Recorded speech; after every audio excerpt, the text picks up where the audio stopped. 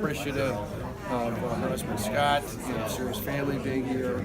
Certainly appreciate Jerry Pachowski and Pat Schneider and all the members of the legislature. This passed without opposition. A really important moving this process forward. And specifically, why we want to do it here today is, in part, not only thank the family, but Wausau Metro Strong and just the community as a whole coming together on this and to make something positive out of it. Obviously, something that's very tragic. Hopefully, this sends a powerful message not only here in Central Wisconsin, but across the state, that thinking about being in a courtroom like this, for those in the legal profession, we're looking out for others, not just judges, not just law enforcement, but for people who are acting in the interest of families and children in the state. Oftentimes there are inherent risks tied into that, and as I mentioned, even my own experience in county government, we knew that in years past when the courtroom, long time ago, in the county I was in, put in metal detectors. It wasn't because of me, it wasn't because of elected officials, it was because of courts related to family and children-specific issues. And so that's often in our society where some of the most intense debates and discussions and feelings emerge.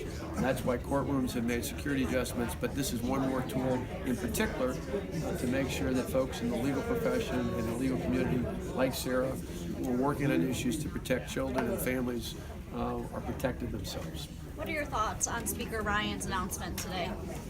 I talked to Paul. Paul and I grew up down the road from each other. I just know that with Paul having 3 teenage kids, his daughter in particular is about the same age Paul was when his father passed away. It's just so critically important for him as a father, as a parent.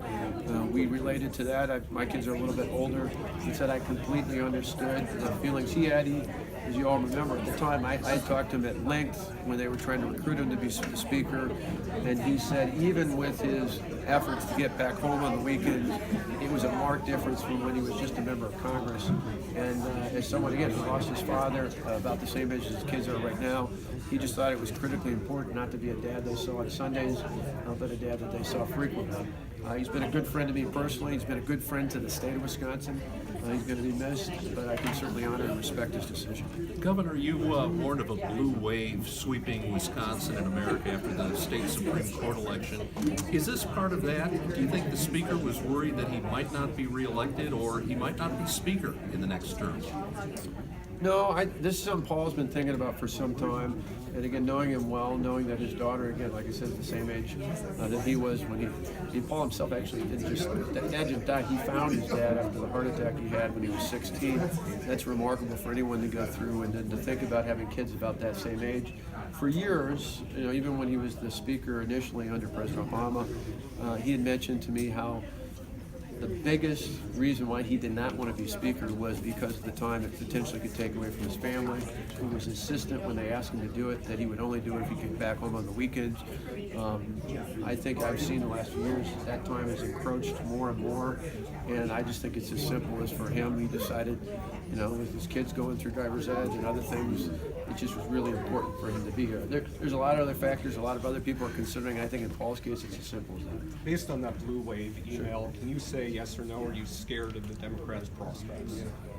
Well, I just think it's one of those where it's just a reminder that we can't assume that people know about the optimistic things we've done for the state of Wisconsin. And so it's really more of a charge than anything. It's not about fear or not. It's about saying that in this state, we got a great story to tell. We've got record levels of employment. We've got more actual dollars in schools than ever before. We froze tuition 6 years in a row. We've reduced the tax burden on families and senior citizens and others by some $8 billion. We have the #1 ranked healthcare systems in America for quality, and we've helped more than 25,000 people transition off of welfare into the workforce. So we got a great story to tell.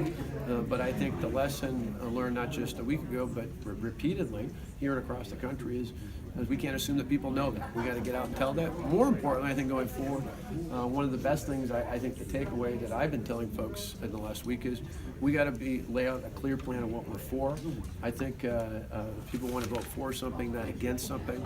And so while others might tell you what they're against and what they're upset about, we're going to tell you what we want to do for the next 4 years to keep moving the state forward. One more, please. Anything to read in? I'll do here. I'll get to it. That's right.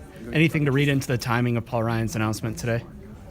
No, I think it's just as simple as it's been weighing on him. And again, oftentimes, remember years ago, his predecessor, after he welcomed the Pope in, said it was just one of those moments where it strikes you as that. I think it's similar in terms of some of the interactions with his kids back at home in Janesville, and just feeling like that was pulling him. Unlike others who've done it in the past, he's not leaving his position. He's not leaving the Congress. He's going to serve his term out and finish all the way through. But I think it's just clear for him, for his family, with kids, 3 teenagers, that was more important than anything else. And that would be important for any mom or dad. But again, particularly in Paul's case, when his dad died about the same age that his kids are right now, I think that's a pretty compelling argument. One more quick question. Democratic National Chair Tom Perez said in a statement today, Speaker Ryan's retirement is an indictment of Republican leadership that has failed to provide meaningful results for the American people, and he accuses Republicans and the Speaker of trying to gut funding for Medicaid, Medicare, Social Security, student loans, public schools, and SNAP benefits. Your response to that statement? He's a leader of a national party. He'll say anything in an election year, I guess. I mean, those defy the facts, just as we've seen in the state of Wisconsin. I mean, in this state, we've put more money into Medicaid, and that's why, unlike under my predecessor, when there was a waiting list for people living in poverty for Medicaid assistance, we actually eliminated it. We're the first governor to ever do that.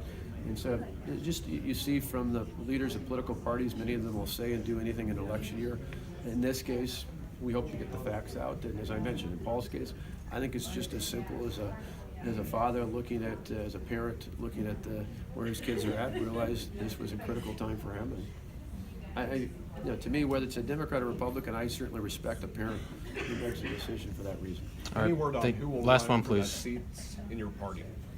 Oh, I think with the announcement just today, it's wide open. I haven't talked to anybody about it. To me, it's more just initially hearing it, talking to Paul myself a little bit about it. I'm more interested in moving on to the next thing, which for us was obviously this important legislation. Do you feel you'll All right, be able to last hold on one. to the seat? Again, it's a competitive seat. I think, depends on who runs. I think a lot of these races, no matter what the circumstances, really depend on the quality of the candidates, and so we'll see who emerges. I would imagine there's a number of well-known state lawmakers, a number of popular local officials that could potentially run, but we'll see. I would imagine there's been a lot of people waiting to see what Paul would do next over the last few years, and I would imagine many of them would emerge. All right, thank you, everybody. Appreciate it. Thank you, Governor.